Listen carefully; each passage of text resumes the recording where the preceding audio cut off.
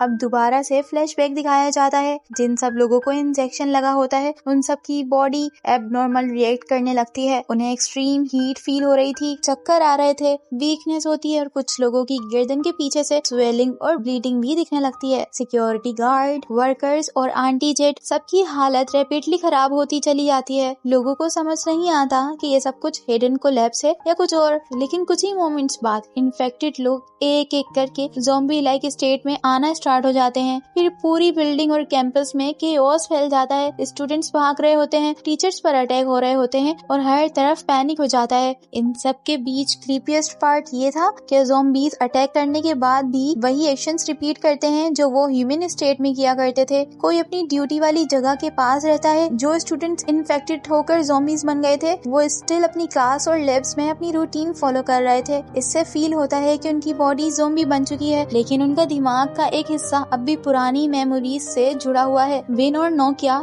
इस सब के दौरान लिली के पास छुपे हुए होते हैं। लिली भी इन्फेक्टेड स्टेट में होती है, लेकिन जब दूसरे ज़ॉम्बीज अंदर आते हैं तो वो इनडायरेक्टली उन दोनों को प्रोटेक्ट करती है। उसकी तरफ देखकर विन समझ जाता है कि उसके अंदर अभी कुछ ह्यूमन फीलिंग्स बाकी हैं। लेकिन तभी एक और शॉक मिलता है। सन भी इन्फेक्टेड फॉर्म में वापस उनके सामने आ जाता है। दूसरी तरफ सर्वाइवल ग्रुप एक रूम में फंसा होता है और बाहर ज़ॉम्बीज का प्रेशर बढ़ता जा रहा था। इसी बीच निंग और जिन भी उनके पास पहुंचते हैं और फिर कुछ ही देर बाद आंटी जेट सीढ़ियों से उनकी तरफ आ जाती हैं। निंग की आवाज सुनकर उनके अंदर कुछ पुरानी यादें जागती हैं, जैसे वो उसे पहचान रही हो। लेकिन ग्रुप के पास सोचने का वक्त नहीं था। नॉन उनकी अटेंशन को डाइवर्ट करता है, फिर उसे कंट्रोल करने की कोशिश होती है और इसी कंफ्यूजन में आकर जिन अचानक उनके सर पर गोली चला देता है। निंग के लिए ये मोमेंट बहुत ज्यादा पेनफुल था, क्योंकि उसने एक फेमिलियर इंसान को अपनी आंखों के सामने इस तरह खत्म होते देखा था। ग्रुप के अंदर फौरन ब्लेम और आर्ग्यूमेंट स्टार्ट हो जाता है। निंग को फिर पता चलता है कि ग्रुप इन्फेक्टेड आंटी जेट को एक तरह के लेवरेज के रूप में इस्तेमाल करने का सोच रहा था, क्योंकि इस तरह शायद वो दूसरे ज़ॉम्बीज को भी कंट्रोल कर सकें।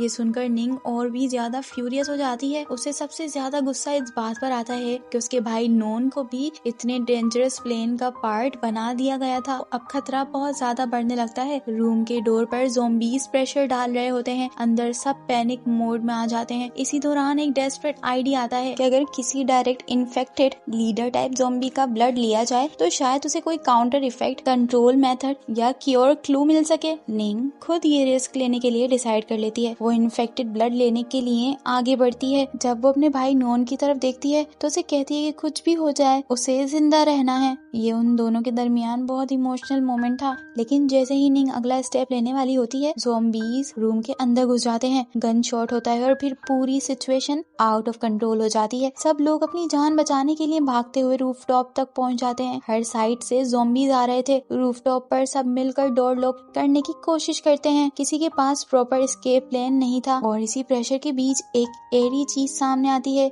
आंटी जेट की डेथ देखकर दूसरे ज़ॉम्बीज रिएक्शन दे रहे थे, जैसे वो ग्रीफ फील कर रहे हों। अब उन मॉन्स्टर्स के अंदर भी इमोशन का एक बचा हुआ ट्रेस दिखने लगता है। फिर फाइनली एक हेलीकॉप्टर नजर आता है। सबको लगता है कि वो उन सबको वहाँ रेस्क्यू करने के लिए आया है, लेकिन यहाँ सबसे क्रूल ट्विस्ट मिलता है। हेलीकॉप्टर वहाँ पर सिर्फ निंग और नॉन को लेने के लिए रेडी थे, क्योंकि सीरम उसके पास होता है। निंग चीख कर कहती रहती है कि उनके फ्रेंड्स को भी अंदर ले लिया जाए, लेकिन उनके लिए इंसानी जिंदगी से ज्यादा इम्पोर्टेंट सीरम था। अब नॉन हेलीकॉप्टर की तरफ बढ़ने लगता है, लेकिन वो रुक जाता है। उसके लिए अपने दोस्तों को छोड़कर निकल कर जाना इतना इजी नहीं था, इसीलिए हेजिटेशन के बीच मुक एक शॉकिंग स्टेप लेती है और नॉन की नेक में वो इंजेक्शन लगा देती है जिसमें आंटी जेट का ब्लड था। निंग ये देखकर टूट जाती है। उसके लिए ये सिर्फ एक बेट्रायल नहीं था, बल्कि एक और फैमिली ट्रेजेडी थी। इन सब के बावजूद हेलीकॉप्टर निंग को लेकर वहाँ से चला जाता है। फिर स्टोरी एक मंथ लेटर जंप करती है। जॉय का ट्रीटमेंट चल रहा था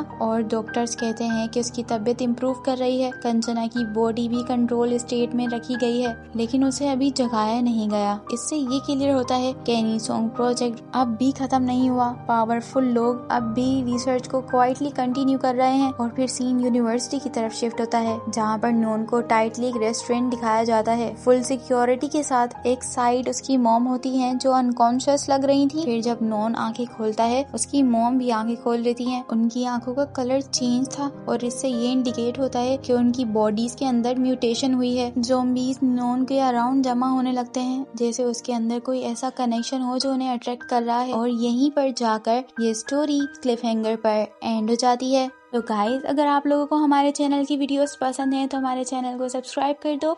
इस वीडियो को लाइक करना, अपने फ्रेंड्स के साथ शेयर करना और कमेंट्स जरूर करना मेरी मोटिवेशन के लिए। तो मिलते हैं फिर एक नई वीडियो की एक्सप्लेनेशन के साथ। Till then bye.